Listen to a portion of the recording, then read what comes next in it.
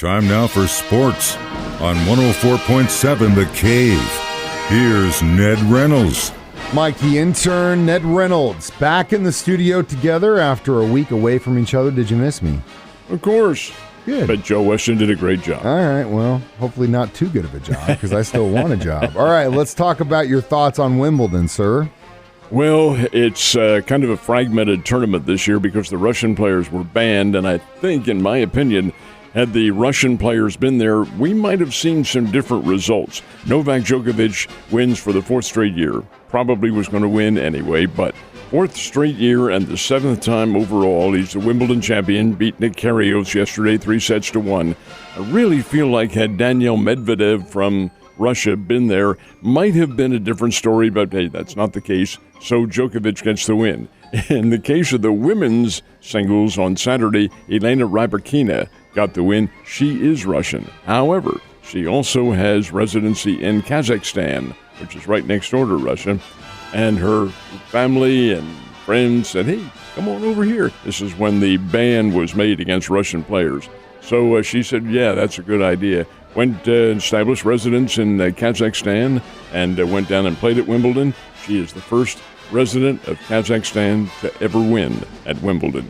She beat Ons Jabeur, who is not a big name in women's tennis, but happens to be the number 2 player in the world. That's how much relevancy it is being given in this country, and that's a big mistake. Jabeur is a very fine player. She's from Tunisia, and she's the first Arab African to play at Wimbledon.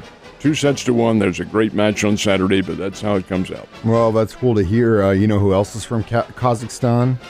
Well, there are a lot of individuals. Borat, that's who's from Kazakhstan. Yeah, Borat is from So, all right, well, good. I'm glad you got to watch some really good action in the tennis world. In the golf world, British Open is starting up this week. Tiger going to make the trip? Tiger is there, and he says he has a great chance to win it, which obviously means he feels a whole lot better. And he does. He's won the British Open, the Claret Jug, and he has won it at St. Andrews in the past, which is where they are playing it this year.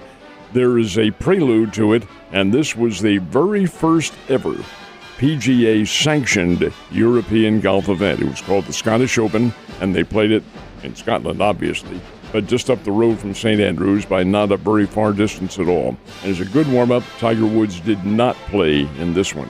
But over and above all of that, it was a very good competition, good warm-up for the players. And, the British Open begins on Thursday at St. Andrews, and that's the Royal and Ancient. That's where the game began in 1500s. There's a lot of history, obviously, involved with it, and it's just a very big deal. And I see a lot of naps in my future, which is a very good thing. Oh, all right, NASCAR. You think they're taking a page out of the old NFL's book of how to promote your sport a little bit better with what they got going on this week? Well, I'm a little puzzled about this, and I'm the only one because I've not seen any other comment, but it was the Quaker State 400. Now, I know Quaker State is an oil. It's an additive that goes that a lot of people use, and it's a big deal. But Quaker State is also Pennsylvania. That is the Quaker State. And yet the race is run in Atlanta, Georgia. Now, wait a minute. What's the purpose behind this? Well, there are many, probably, but NASCAR only has one event in Pennsylvania this year, and it is next week at Long Pond. But you'd think that maybe they could rearrange the sponsorship to where the Quaker State 400 would be run in Pennsylvania? No.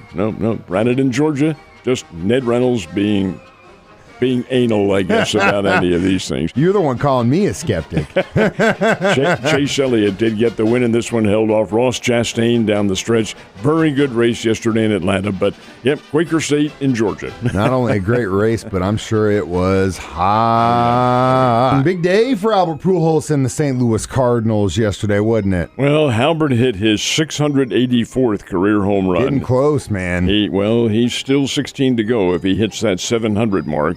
But Albert also did get a All-Star nomination, which is fine. Anyway, the Cardinals scored some runs. That's amazing. As it turns out, they had consecutive shutout games. They ended up with 19 scoreless innings before they finally got a run across the plate. Beat the Philadelphia Phillies yesterday 4-3 in a dandy. Sacrifice fly by Tommy Edman in the 8th inning was the ultimate surprise for the Cardinals in this one, but they do beat Philadelphia, play Philadelphia again tonight, and then who comes into St. Louis to play? The Los Angeles Dodgers, and they are pretty good. They have one of the best records in Major League Baseball.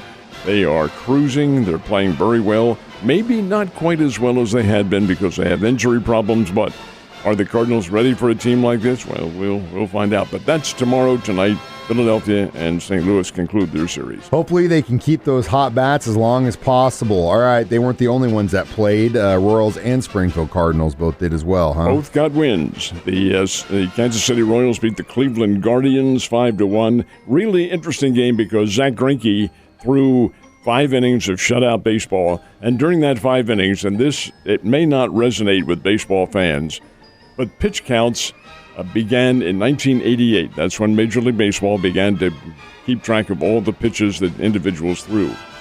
Yesterday's game, Zach Greinke threw his 50,000th pitch. 50,000 pitches. There's only 17 major leaguers who have done that since 1988. Greinke's one of them. Kept right on cranking. And he's 39 years old now. He can only go 5-6 innings, and that kind of heat up in Kansas City. But did get the win, and the Royals were winners over Cleveland 5-1. Now, the Springbirds also played. They played down in Springdale, Arkansas, and they get the win. Springfield's playing a whole lot better here in the second half. They were able to come away with a victory over the Arkansas Travelers, and that's a good one, too, as 4-1 was the final. Edgar Escobar was the winning pitcher in this one. Now, the Springbirds are off tonight and then return home for this week, and they'll be playing the Tulsa Drillers, and Tulsa is the Los Angeles Dodgers Double-A Farm Club, and they are very good. That's a series that goes right through on to Sunday, then there's a week off in the Texas League after that. So we'll see what happens. It's a lot of fun, and the Springbirds are playing a whole lot better. It's great to have the Cardinals back in town this week. It's going to be hot, but always great competition against the Drillers at Hammonds. All right, so baseball's All-Star Game is a week from tomorrow night. I can't believe we're already to the All-Star break. It just blows my mind. You mentioned earlier Albert's going to be one of the old guys getting into the All-Star. I know they've got another name for it. It's like, what is it? There's some kind of name for when they let these guys into the All-Star. Well, he wasn't the only one. He was chosen as a reserve, but yeah, that's an honor more than anything else. But the Cardinals have 4 All-Stars, and the Kansas City Royals have 1. The Yankees led all teams in the major leagues, as expected. After all, they're the winningest team in baseball. They had 6 All-Stars named, but the 4 Cardinals, 1 is a starter. And he should be, and that's Paul Goldschmidt. He'll be the starter at first base. Then you have Nolan Arenado, a reserve Nolan Arenado. Well, it's Manny Machado who got the vote. So he's the San Diego Padres third baseman if he is able to play. Machado's had injury problems, so that may be a little bit shaky, but we will see. He has played recently. And then, of course, Albert, they were invited as reserves. And one pitcher, Ryan Helsley from the Cardinals bullpen, who's been pitching very well. He's a flamethrower, gets in at 99, 100 miles an hour, and he is the Cardinals' designated closer right now. He is ending the games for them when they need that help. So they're the 4 Cardinals, and the one Kansas City Royals player is Andrew Benintendi. And what's interesting about this is Benintendi's having a great year. As the trading deadline approaches, he may be gone.